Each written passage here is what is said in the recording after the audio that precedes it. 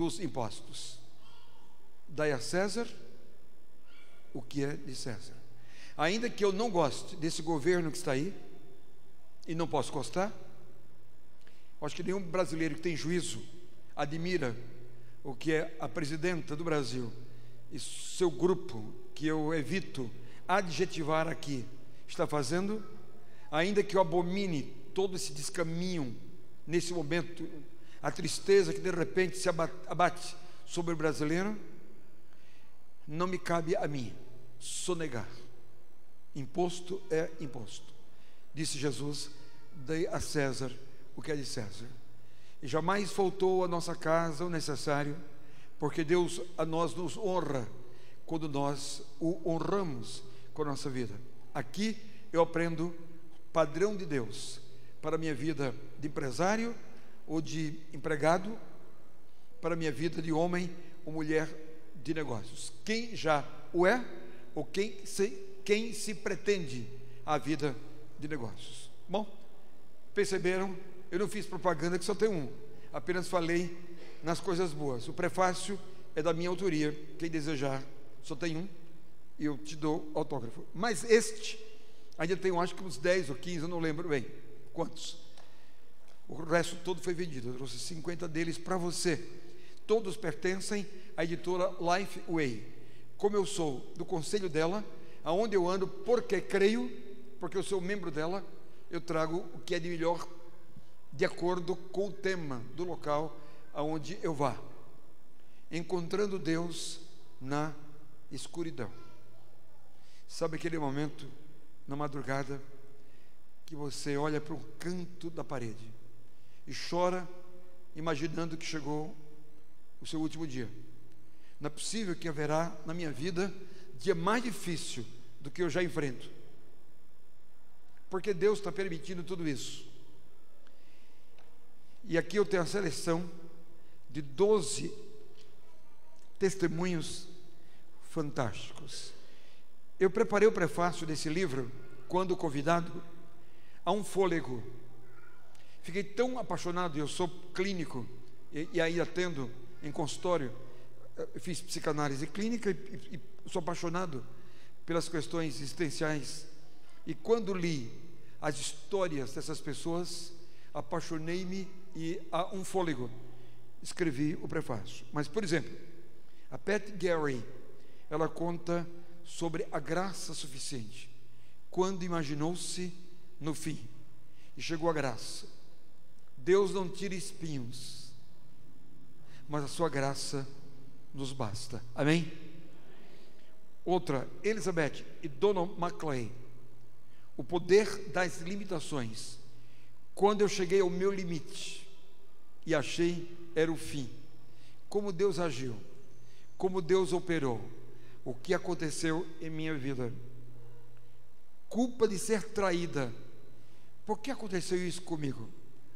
Porque o homem da minha vida me deixou, porque a grande paixão da minha vida trocou-me por outra. E hoje, grande parte de nossas igrejas experimenta essa experiência da culpa, culpa que corrói, por ter sido deixada ou deixado, abandonado ou abandonada, e às vezes com 2, 3, 4, 5 filhos. Eu lido com isso todos os dias em São Paulo. Mas duro quando uma das partes não quer mais a reconciliação. Fim do túnel, fantástico. Doença que não foi o fim, foi para a glória de Deus. Como Deus pode reverter situações inimagináveis e humanamente falando impossíveis. E assim, por exemplo, tem um capítulo aqui, sozinha ou solitária, solidão ou falta de amor. Fantástico. Então a gente tem uns 15 lá. Prefácio também é meu. Tenho um prazer em abençoar-lhe, trazer esses livros comigo. Meus irmãos e meus amigos aqui presentes, qual é a sua, pastor? Esqueci? Estou brincando.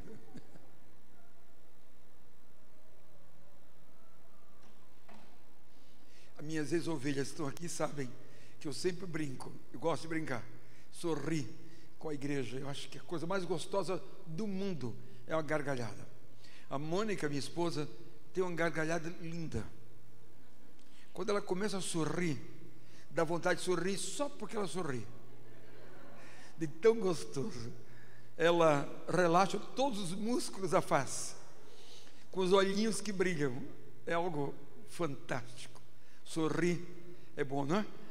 A velha revista Seleções tinha e tem ainda uma secção chamada Rir é o melhor remédio. E ainda é o melhor remédio. Muito bem. Mas hoje à noite quero ler-lhes uma passagem da Bíblia Sagrada de um momento difícil do ministério de Jesus, mas é um texto também humano existencial. Certamente cada amigo, cada amiga, cada membro desta igreja, cada membro de outra igreja aqui presente, ver-se-á no contexto dessa passagem. Eu só queria fazer um pedido, com todo carinho, mas que esse momento me confere fazê-lo. Eu vou pedir que você, podendo, fique no seu cantinho. Dificulta muito um orador o movimento das pessoas.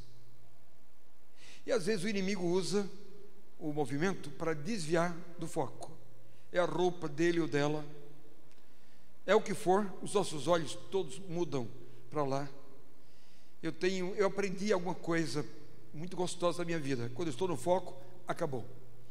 Eu estava um dia no Canadá, num curso com Billy Graham, esse homem maravilhoso, que quando fez 80 anos, que achavam que ele iria pregar sua, como eles chamaram, Carolinas Billy Graham Last Crusade, a última cruzada de Billy Graham nas Carolinas do Sul e do Norte.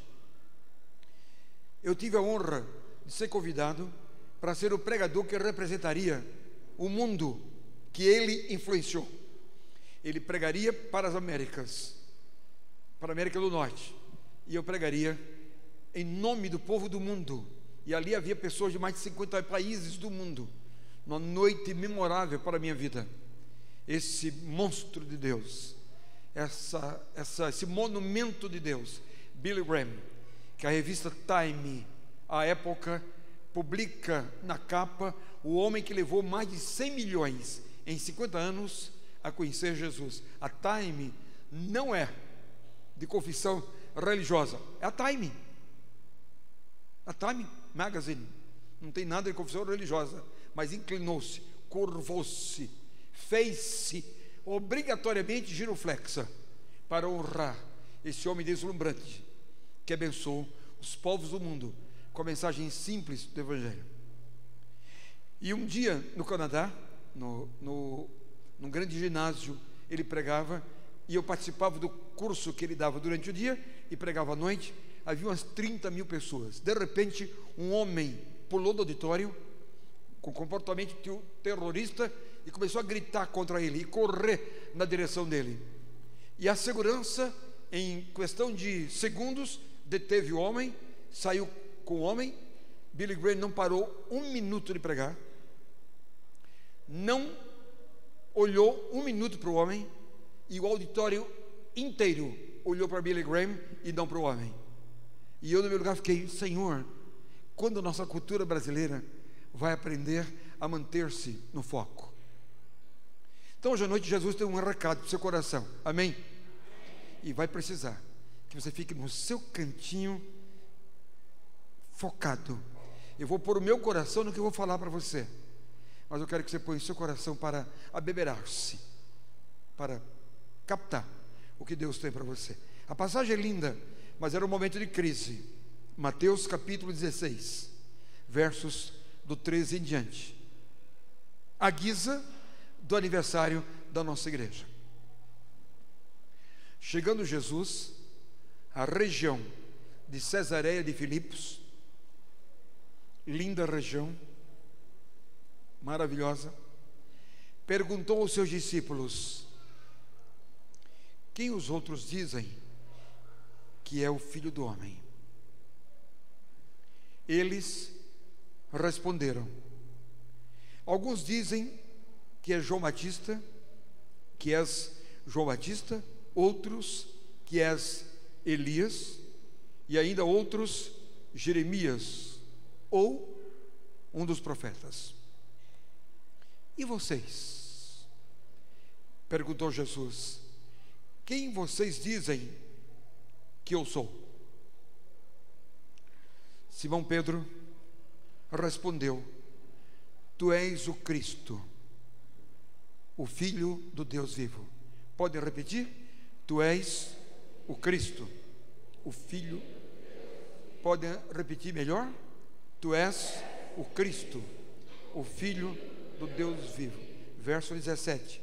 Respondeu Jesus: Feliz é você, Simão, filho de Jonas, porque isto não lhe foi revelado por carne ou sangue, mas por meu Pai que está nos céus. E eu lhe digo que você é Pedro, e sobre esta pedra eu edificarei a minha igreja, e as portas do Hades não prevalecerão contra ela. Pai, tua palavra é lida, dá-nos reverência para ela. Que todo esse auditório hoje à noite esteja dizendo: fala, Senhor, fala, Senhor, fala, Senhor. Somos todo ouvidos para ti. Fala, Senhor. E que desde agora não apareça o pregador, senão a glória do Senhor em nosso meio.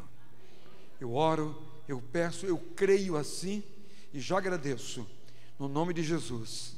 Amém e amém. Como vocês percebem, esse texto revela uma espécie de crise. As crises fazem parte da vida. Ninguém é feliz por não enfrentar os baixos junto. Que coisa linda! E aqui a Bíblia diz que o Senhor Jesus, em certo dia, decidiu fazer um acampamento com os discípulos. Eu gosto de acampamento. Aprendi muito acampamentos. Um dia eu vim aqui a Goiás, aliás, 2 vezes, para participar do Acambago, em Goiás. E trago boas lembranças do Acambago. Diga aí, meu irmão, é uma maravilha? Acambago. Como eu gosto de acampamento. O Senhor marcou um acampamento com os discípulos em Cesareia de Filipos. Quando você um dia puder conhecer, guarde, você nunca irá, se você não guardar todo mês uma graninha com propósito. Tudo a vida é assim. A gente chega onde a gente quer, se a gente cria ações para chegar. A empregada da minha casa falou assim: pastor, o senhor vai tanto a Israel. Elas são componente conspícuo, são componentes, são integrantes da própria vida. Cada crise me amadurece, cada crise me conduz a das duas uma: ou parar e mudar o curso, ou confirmar que esse é o caminho que Deus quer que eu siga e que eu continue na minha caminhada, na minha história de vida. Este é o momento de crise no ministério de Jesus. Jesus chama 12 discípulos para andar com ele, e a Bíblia diz que após 12 horas de oração, uma noite de oração, a noite hebraica começa às 18 horas, a nossa meia-noite. A noite hebraica termina logo cedinho, às 6 da manhã. Portanto, a noite hebraica tem 12 horas a partir das 6 horas da tarde. Se Jesus escolheu 12 discípulos, infiro que ele deve ter levado a média de 1 hora para a escolha de um discípulo. 12 discípulos, uma noite, 12 horas, 12 discípulos, 1 hora e média para escolher cada nome. Se fosse hoje, ele chamaria a Rede Globo de televisão, a Rede Record, o SBT, as principais emissoras de rádio para uma coletiva e diria assim: senhores e senhoras, após 12 horas orando, numa média de 1 hora para a escolha de cada nome, escolhi os 12 que vão caminhar comigo durante 3 anos. Passo a citar os nomes. Então todos eles atônitos, sem pestanejar, aguardavam os nomes que ele citaria. Número 1, Judas. Auditório. A imprensa. Judas. Judas. Porque o Senhor Jesus não escolhe ninguém pelos critérios com os quais nós escolhemos. Nós escolhemos por nossa justiça, que é diminuta, que é tíbia, que é frágil. Maldita a justiça do homem. Jesus nos escolhe por sua misericórdia. A Bíblia diz que as misericórdias do Senhor são a causa de nós não sermos consumidos. Você está aqui porque Deus é misericordioso. Todos nós somos ex alguma coisa, ex-lascivos, ex-defraudadores, ex-mentirosos, ex-enganadores, ex. E como cantou Ivan e sua esposa para nós, e Deus um dia nos mudou a vida, nos transmutou o coração. E hoje nós temos uma história para contar, como éramos e como somos. Um dos hinos que eu mais gosto de cantar, pastor, e o nosso ministro de música, que é também formado na mesma escola onde eu estudei, diz assim: oh, quão cego eu andei. Vamos cantar? Oh, quão cego eu andei e perdido vaguei, longe, longe do meu Salvador. Mas eu surdo me fiz, converter-me não quis ao Senhor que por mim morreu. Foi na cruz, foi na cruz, foi na cruz, onde um dia eu vi meu pecado castigado em Jesus. E foi ali pela fé, foi ali pela fé que meus olhos abri, e eu agora me alegro em sua luz. Uma história com 2 tempos, que coisa linda. E alguns que me ouvem aqui hoje à noite se converteram no cântico desse hino. Eu conheço pessoas que passavam pela porta de um templo e, ouvindo o cântico desse hino, se aproximaram e adentraram aos templos, entregaram suas vidas terminantemente, definitivamente a Jesus Cristo. É isso. Mas as crises fazem parte da vida e nos fazem apenas e tão somente crescer. Era uma crise que o Evangelho que Jesus passava. João 6,66 diz assim: desde então muitos de seus discípulos voltaram para trás e já não mais andavam com ele. Como é fácil esse tipo de defecção. Conhecer a Jesus, o desafio de segui-lo, de servi-lo, e de repente alguns prazeres da vida, alguns gostos da vida, alguns pseudos amigos da vida, alguma multicor da vida nos conduz a pensar de outra forma, e nós somos filhos pródigos a sair para experimentar a vida. E saímos. Não queremos nem imaginar e nem lembrar do Pai, que a consciência vai reclamar do caminho certo que nós conhecemos, e nós dele abdicamos para seguir o caminho do próprio coração. Eu li um homem chamado Helmut Tillich. Ele escreveu 31 livros, comprei todos os livros dele. Em especial, quando li um livro em português, lá de São Leopoldo, da Sinodal de São Leopoldo, e ele, em seguida, quando descobre que seus livros estavam sendo traduzidos para o inglês do português, faz um testamento proibindo toda a tradução dos seus livros do alemão para qualquer língua. Era o único livro que eu lia, Mosaico de Deus, um fenômeno de Helmut Tillich, e não do teólogo Paul Tillich, mas de um pastor extremamente contemporâneo. Lendo o seu livro, eu decidi, quero conhecer todos os livros dele. Cada vez que eu fui à Alemanha, eu tinha um desafio, aprender alemão para ler. Coloquei uma professora de alemão para ler, fiquei com ela 1 ano. Aprendi a ler alemão para ler Helmut Tillich. Comprei todos os livros dele, os leio apaixonadamente, deslumbrantemente.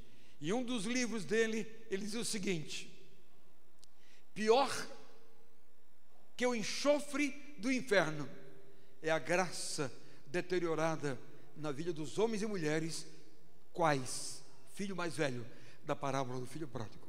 Quer que eu repita? Vou repetir. Na repetição, a pedagogia, não é? Pior que o enxofre do inferno é a graça deteriorada na vida de homens e mulheres, quais o filho mais velho. O mais novo voltou, o filho mais velho não sorriu. O pai diz: haverá festas. O mais velho ficou sisudo. O pai diz: vamos ter picanha e cupim, vamos matar aqui um boi. O filho mais velho continuou circunspecto. O pai diz: haverá danças, porque meu filho estava morto e reviveu, estava perdido, foi achado. E o filho mais velho fechou-se, enclausurou-se, encastelou-se em seu próprio coração, sem alegria.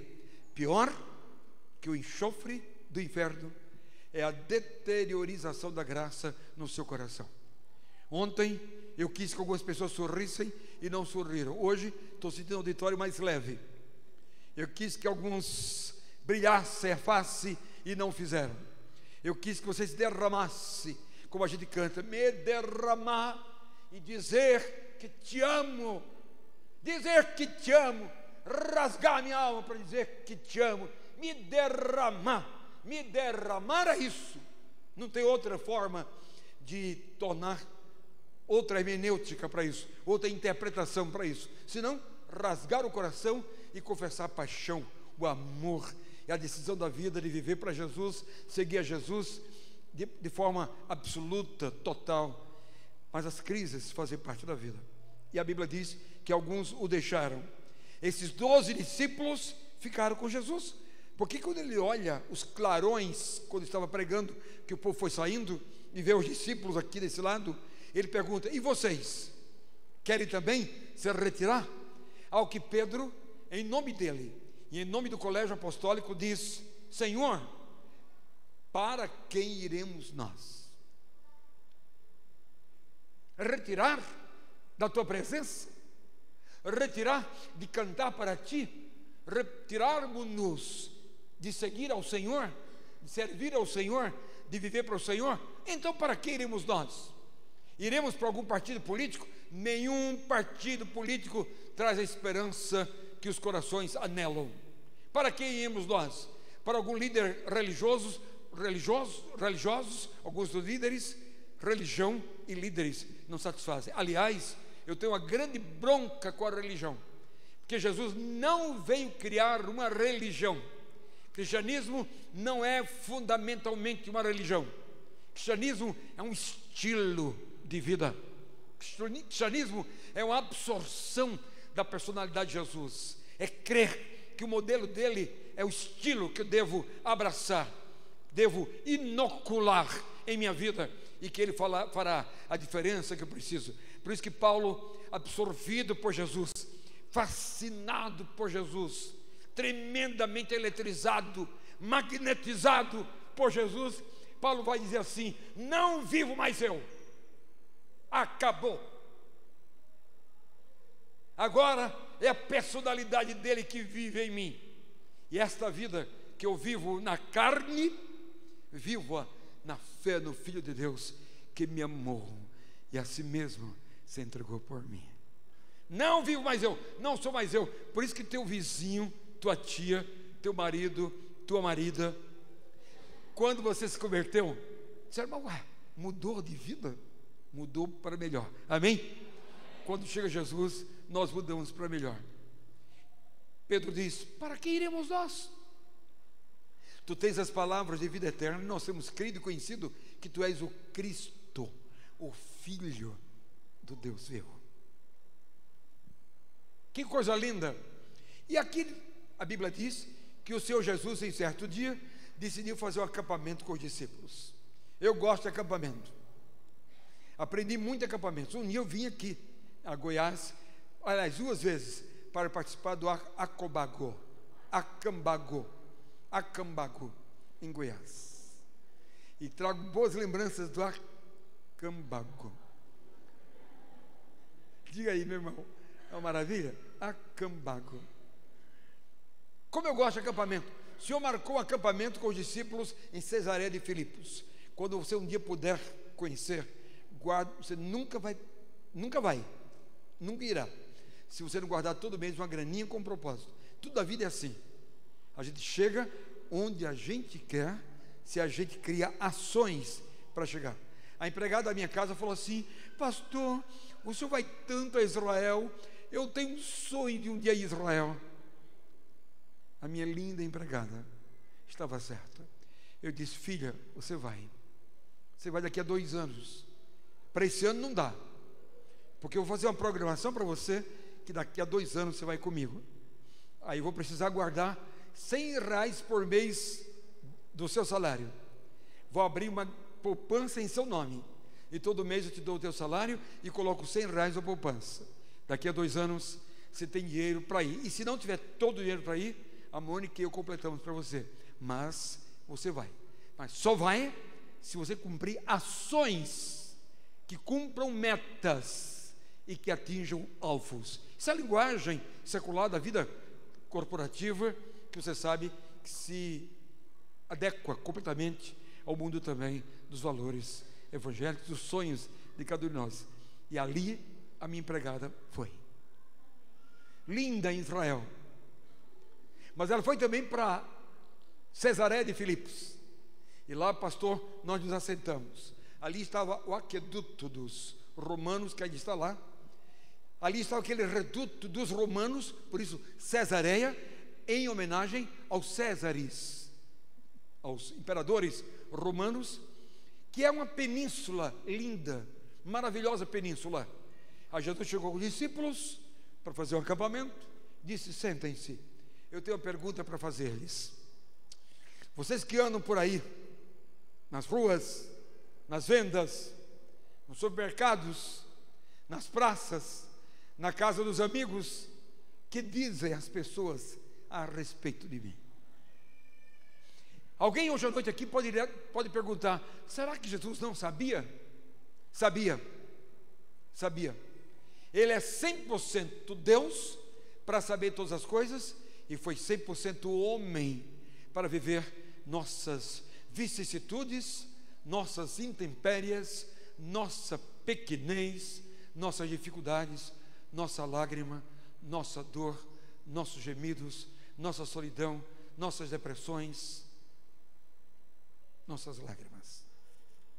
Mas quando ele pergunta isso aos discípulos, ele tem pelo menos 3 motivos. O primeiro, educacional: ajudá-los a ter uma visão concreta acerca deste que veio para ser diferença para o mundo inteiro. A segunda coisa, para que houvesse afirmação, isto é, dizendo, as pessoas se posicionariam e Jesus lhes completaria o sentido da sua vida ao mundo. Terceiro, ser também a confirmação, isto é, como veem, é isso mesmo. Porque a vida de Jesus não foi qualquer uma. Visitante amigo aqui presente hoje à noite, um dia seu filho nasceu, você vibrou e colocou lá na porta da maternidade um detalhezinho: nasceu Débora, Bruno, o nome do seu filho. E os vizinhos e amigos e parentes e as pessoas da igreja levaram presentinhos para o seu filho que nasceu. Todos os filhos nossos nasceram assim, mas Jesus foi diferente. Quando ele nasceu, ainda menino, os reis ficaram loucos da terra, e um deles, Herodes, disse: vou mandar matar todos os meninos até 2 anos de idade, para ter certeza que este garoto que nasceu morreu entre eles. Como uma criança tão infante, tão criança, é capaz de criar esse reboliço no mundo, tendo nascido, é que nasceu o rei dos judeus, o rei Jesus. E a Bíblia diz que nos céus uma estrela surgiu, em plena noite fez-se dia, qual o filho seu nascido aqui, que alguma coisa parecida, fenomenológica, tenha acontecido dessa sorte. Nenhum. Se para você não interessa a repetição da vida de Jesus com fatos que você já ouviu, e que você vai dizer, o pregador falará sobre mais uma coisa, eu te insisto hoje à noite, neste Cristo, senão na vida poderosa que viveu, na infância extremamente tênue de criança, ser capaz de tal rebuliço na terra e também de uma ruptura cósmica. Os céus se abriram, plena noite, fez-se dia, uma estrela brilhou, e brilhou durante 2 anos, até que chegassem aqueles magos vindo da Mongólia, ou da Índia, ou da China, vinham lá do Oriente, que vieram para visitá-lo. E já tinha aí por volta de 2 anos, 2 anos e meio, ele não era esse menininho da manjedoura que a tradição coloca quando os reis magos chegam na viagem longa do outro lado do mundo, em camelos, que são um passo de tartaruga.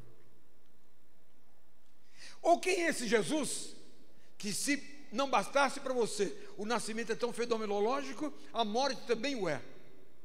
Ele vai para a cruz e as pessoas dizem, tu és o Filho de Deus? Desce daí, nós queremos ver. E ele não desce, ele fica, ele diz, Pai, perdoa-lhes porque não sabe o que faz. E ali, como nascimento, completamente dependente, pendurado na cruz, os tecidos lacerados, os músculos lacerados, ele quando diz, Pai, em tuas mãos eu entrego o meu espírito, em pleno dia, 3 horas da tarde, em pleno dia, fez-se noite. Outra ruptura cósmica.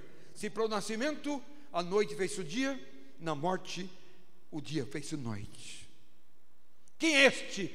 A Bíblia diz que os homens batiam em seu peito e diziam, matamos verdadeiramente o Filho de Deus. Tamanha a beleza dessa ruptura do cosmos para o nascimento e para a morte. Mas ele pensou, os discípulos não veem assim a mim, e os homens não veem. E é verdade, meus irmãos, meus amigos, até hoje os homens e mulheres não veem a Jesus assim. Portanto, eu tenho só 2 perguntas para você hoje à noite. A minha primeira pergunta é, com base nisso, na pergunta de Jesus, que dizem os homens quem eu sou, ou que eu sou? E com base nas respostas dos discípulos a ele,